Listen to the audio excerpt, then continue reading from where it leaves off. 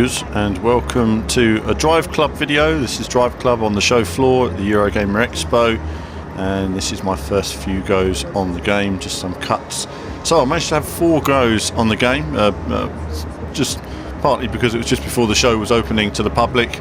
That gave me a bit of time. There was no audio, unfortunately. We had to play the game here in silence at the time, but you've got my voice for company as we take these early laps. We're driving the Aston Martin at the moment, and I used a variety of viewpoints, external, bumper cam, bonnet cam, cockpit cam, just seeing what each view felt like, seeing what you can do in terms of traction, in terms of oversteering into corners, how much speed you can carry into a corner, how fast you can go through these sections you can go through without lifting. And you'll see in the second video, second part of this DriveClub video selection, that I do a flat out lap. Then I decided to go for the bumper cam rather unusually for a lot of this as well. This game offers a great feeling of speed. You've got cheesy photo there, had to be done. There we go. Put that on top of the leaderboard shortly. And then obviously everyone else is there now, so we've got other competitors that we're racing against on a time trial type situation. So I'm now putting in a better lap. There's a rough in this, the 2 cars to select, the rough and the Aston Martin. The rough was much quicker than the Aston, so if you were driving Aston you really had no chance, though it did feel more comfortable around the corners, but certainly it didn't gain enough time on the corners to match up for the long flat out sections. As ever, graphics visually, nice rich environments, nice lighting.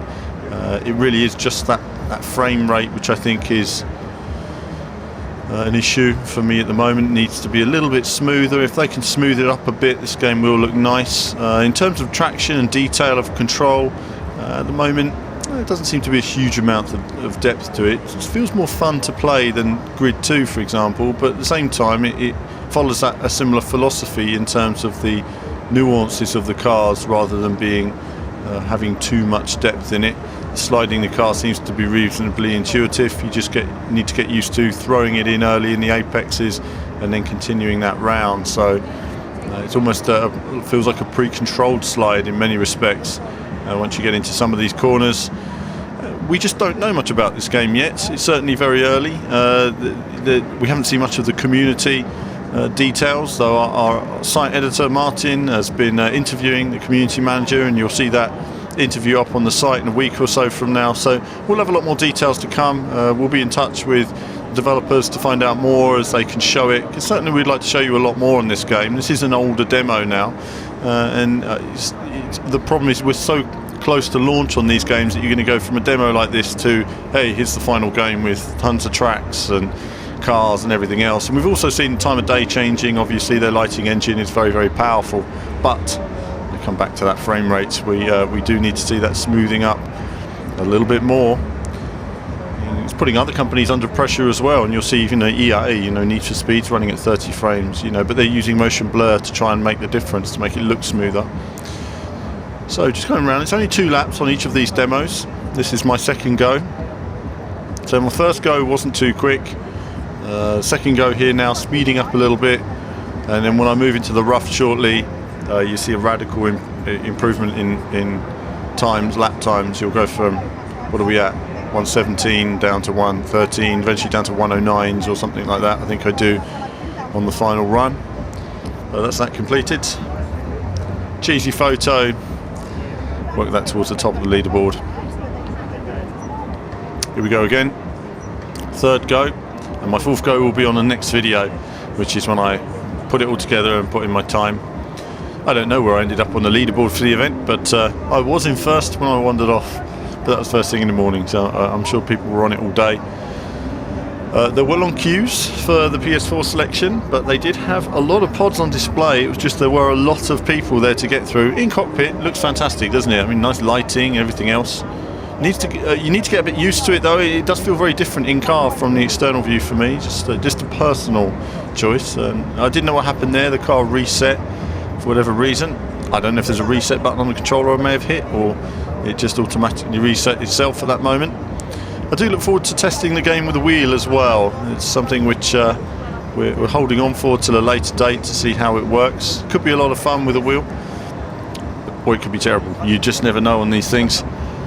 So final race, and I can see the fastest lap of the day is ahead of me. Closing up a lot on the straight. Getting these sections right, these slow, sort of tricky sections, throwing a lot of speed in there and power sliding round. This isn't a great time. I change view again in a moment. There we go. Just a touch on the wall, and that affected me there. Needed to keep the car in, so that would have lost me time. On to the next lap. Externally, no. Go in car. There we go. So bumper cam. Nice feeling of speed from these cams. You dive in. Nice tarmac detail here.